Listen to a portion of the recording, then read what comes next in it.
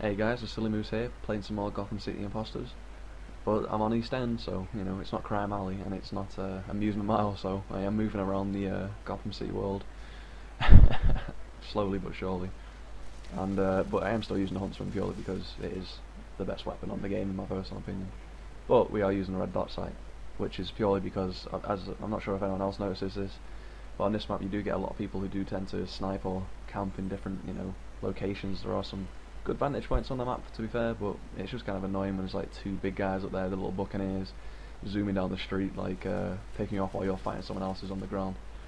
And I do pretty well this game. I think I get like 34 kills. 34 kills, I think, 34 to 35 kills. And I think I'm going to talk about how to actually keep a streak going. I do get to about 16 or 17 on the kill streaks, and it can be quite a task to do.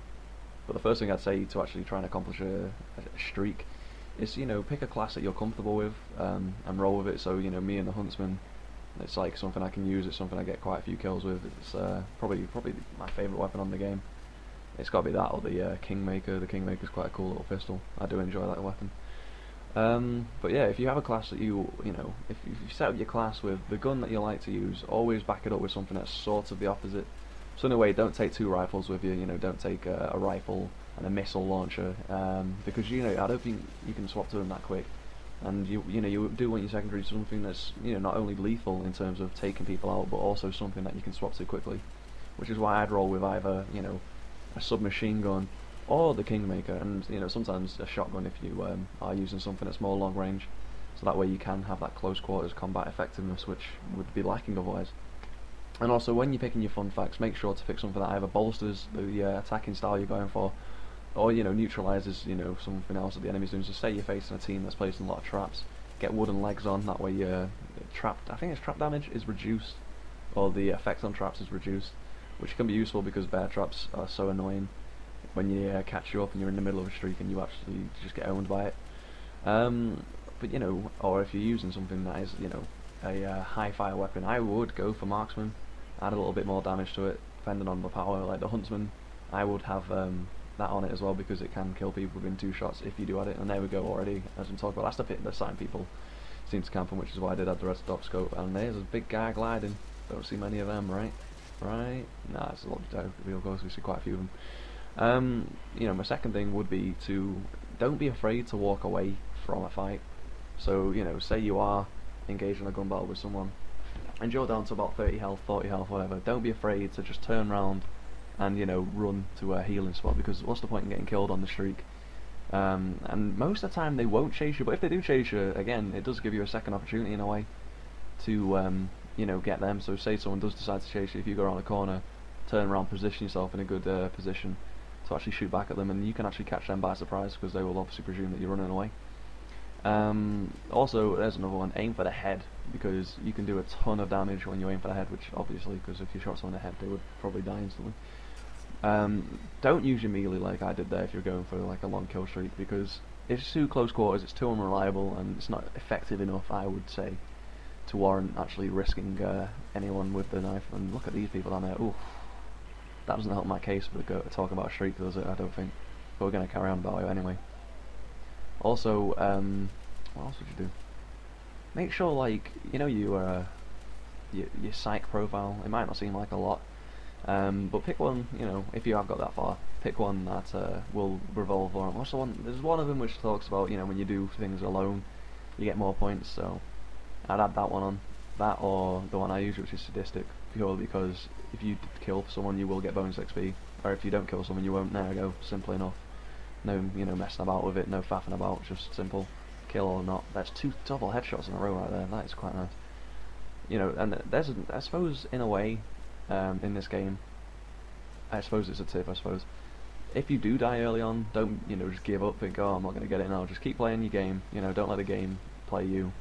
Yeah, I like that phrase. I think I'm like the great Aristotle, just dishing out wisdom on a daily basis, because I'm a swagged up, gangster tripping mofo. Yeah, street. Anyway, aim for the head, especially on the big guys. I've said this already, but aim for the big guys on the head especially, because it will kill them within 3 shots, which is useful, seeing as usually it takes about, well, I don't know, 8, 9, 10, 11, 12, 10, on how much health they've got and what they're using. Also, when you come to support items, make sure you pick something again which is gonna, you know, cater to what you're doing. To say you are running about, get on a pipe bomb or a sticky bomb, or whatever. But if you are gonna, you know, sit back a little bit, then, or you want to protect, you know, your back while you're covering an area, then put down a bear trap or the dynamite in a box. Because that way, if the enemy do come around the corner, the bear trap's going to buy you some time and snare them in the trap, and then that'll be easy pickings if you turn around and pick them off with a headshot. Or the explosive trap can, you know, deal a fair bit of damage and can most of the time kill a small or, you know, a nimble or speed character in, you know, one explosion. Also, I wouldn't really stick with your teammates much when you're trying to go for a long kill streak, purely because, you know, all the enemy fire is attracted to all the red dots on the map. So if you are with your team, then they're more likely to, I don't know, come up and kill you. Or, you know, it's just easier, I think, to flank people when you're on your own, obviously. And most of the time you will see enemy teams all bunched up in one area because they've been, you know, spawned there, and they will just decide to start shooting from there. As you can see here, these people just spawning. I thought I was going to get got here, but luckily I managed to pull it off. And there you go, using the tip to run away when you are in danger. There's nothing wrong with turning away from someone shooting at you. I mean, if you wanted to stay and try and kill him, then fair enough, if you have fired a few shots off. But if there is someone fresh who's coming around the corner, full health, there's no point in risking it.